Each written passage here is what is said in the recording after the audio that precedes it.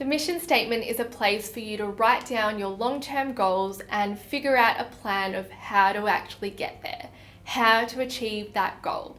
The first step is defining your goal, and a good way to do this is to use the SMART philosophy. Specific, measurable, achievable, realistic, and time-bound. An example of a SMART goal is launching an online business selling candles by the 30th of June 2022. The next step is to list all the reasons why you want to pursue this mission. This is completely personal and it's not something that you need to share with anyone else. It's purely for you, and it's something that you can turn back to when you feel that flicker of resistance or when you kind of want to quit. This is going to be your pure source of motivation, your fuel to keep going. So consider the short-term benefits as well as the long-term benefits. If we look at the example of starting an online store selling candles, your reasons for pursuing this goal might be you love making candles. It's a passion of yours and it brings you a lot of joy. You might also want to do this because you eventually want to work for yourself. You might want to do it because you've always wanted to start a business before having kids.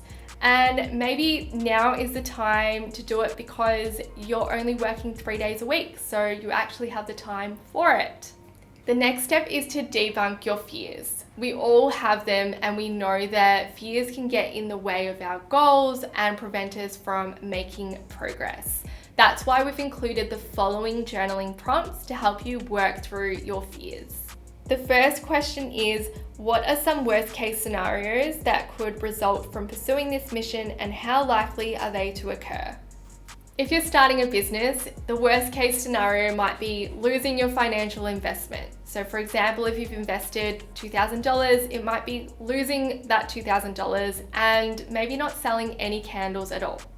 The reason why it's really good to get your fears out on paper is because you can work through them logically.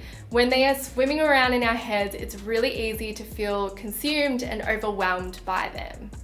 If we consider the likelihood of this worst case scenario of losing your financial investment and not selling any candles at all, I would personally say that the likelihood is pretty small. Speaking from personal experience, when you launch a business, your family and friends will generally want to support you. So it's highly unlikely that you will lose every single cent. The second question is, what practical steps can you take to prevent these outcomes?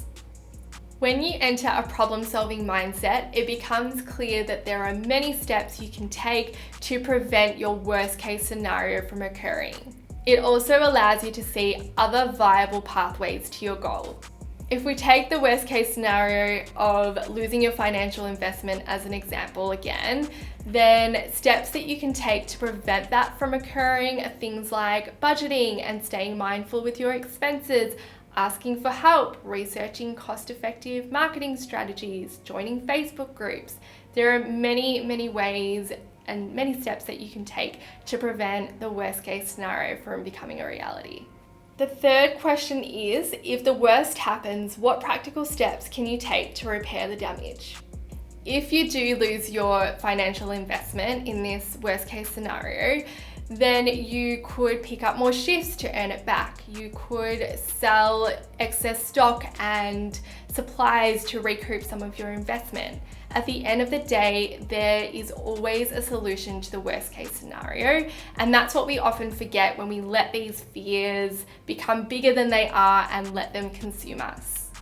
Lastly, what will your life look like in 12 months if you decide to abandon this mission? This prompt is drawing attention to things that you might be missing out on if you let your fears get the better of you. If 12 months from now you decide not to pursue your goal of starting an online candle business, you might see a dozen other candle businesses pop up during that time and regret not starting your own. Once you've worked through your worst case scenarios, the next step is to break down your goal into smaller, actionable steps and figure out what you actually need to do to achieve this goal. You can use this space to write a broad to-do list, or you can use it to write more specific to-dos with realistic target dates. Of course, other tasks will pop up between now and the time that you complete your goal, but it will give you a really good starting point. It will give you the confidence to begin.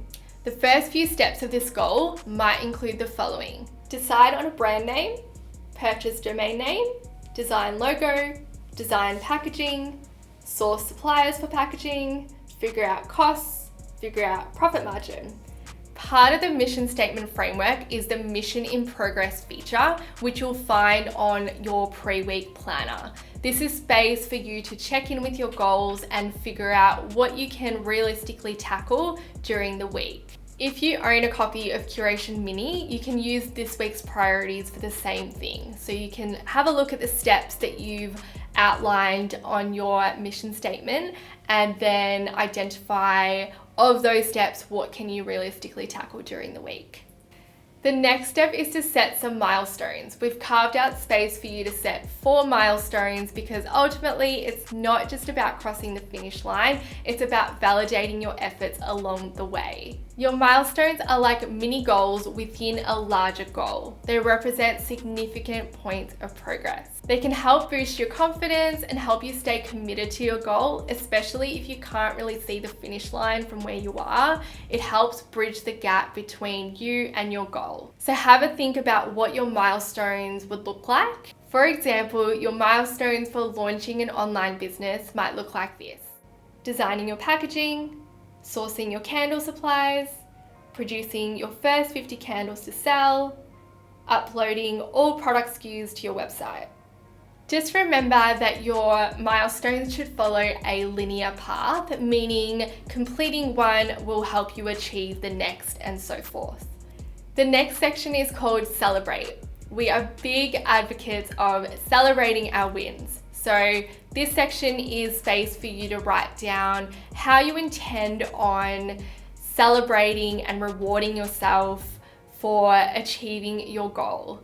It might be going out to a fancy restaurant. It might be having a spa day. You might also like to include rewards for arriving at each milestone. Lastly, we've included a progress bar at the bottom of your mission statement framework. This will provide you a visual display of your progress, which can be highly motivating. Even the act of shading it in will be really rewarding and satisfying. The mission statement worksheets in Curation A4 have a slightly different design. You'll find the progress bar at the top of the framework. And since we had a lot more room to work with, you'll also find a brainstorming space at the bottom of each worksheet. This is space for you to jot down ideas or do a bit of a brain dump before writing down all your steps in their logical order.